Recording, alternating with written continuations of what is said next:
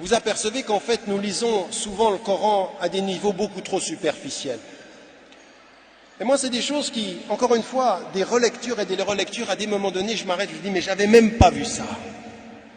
Allah subhanahu wa ta'ala, il vous parle au niveau de votre intelligence et de vos besoins du moment. Et vous dites écoutez, je suis seul, un jour je vais me retrouver vers Allah subhanahu wa ta'ala. Wa kulluhum atihim yawma al-qiyamati farda, chacun sera seul. Inna lillahi wa inna ilayhi raji'un. Même avec le couple, tu as Dieu et tu vas retourner à Dieu. Et le prophète sallam, il nous a enseigné cette solitude même à deux. Bien. Et à un moment donné, il nous dit dans le Coran une chose qui parle à l'individu, mais qu'on doit comprendre en couple.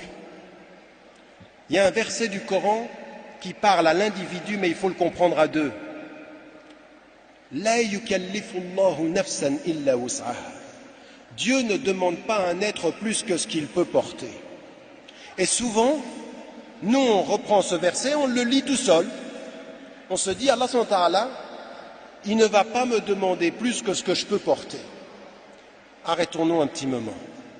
Réfléchissons à ce verset. J'ai décidé un jour de faire ma vie avec toi, ma femme. J'ai décidé un jour de faire ma vie avec toi, mon mari. Et Dieu ne demande pas plus à chacun que ce qu'il peut porter. Mais ce qu'il peut porter, il doit le porter. On est d'accord? Le verset, c'est bien ce qu'il veut dire. Tu ne porteras pas plus que ce que tu peux porter, mais ce que tu peux porter, il faut le porter. Et tu dois porter. Tu dois te poser la question, est-ce que je vais jusqu'au bout?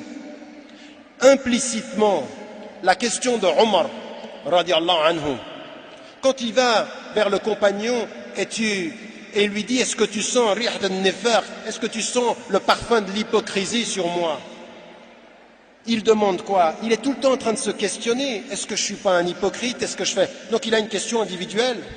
Mais écoutez bien ceci, chaque femme, chaque homme, mari de son épouse ou épouse de son mari, doit se poser en permanence cette question-là.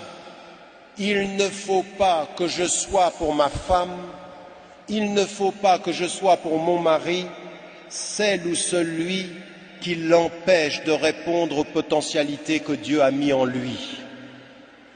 Écoutez-moi bien, Allah subhanahu wa ta'ala a dit, tu ne dois pas porter plus que ce que tu peux porter, ça veut dire ce que tu peux porter, tu dois le porter.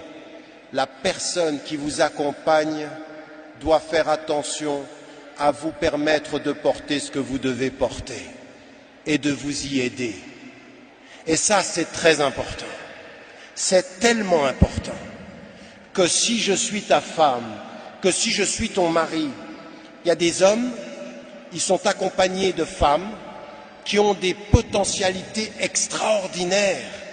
Elles ne peuvent pas s'épanouir parce que l'homme, il pense à lui et il ne pense pas à elle. Et le jour du jugement dernier, Allah subhanahu wa ta'ala posera la question, est-ce que tu as fait tout ce que tu pouvais faire? Le mari sera responsable de ne pas avoir laissé sa femme s'épanouir, accomplir ce qu'elle avait à faire. Il y a des femmes d'une compétence extraordinaire.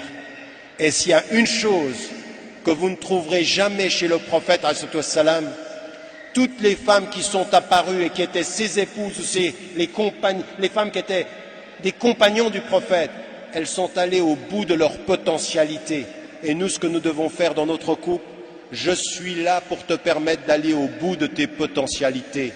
Je suis la protection de tes fragilités et le chemin de tes potentialités. À la femme comme à l'homme. Que tous les maris qui sont ici, que toutes les femmes qui sont ici se souviennent bien de ça. Le prophète s'appuyait sur l'intelligence et l'épanouissement de chacun. Vous ne faites pas un couple sans épanouissement potentiel. Chacun doit le vouloir pour soi et chacun doit le vouloir, incha'Allah, pour l'autre. Le prophète, l'affection visible, il protège de la foi ses enfants et de son affection. Il donne de son affection et il offre tactilement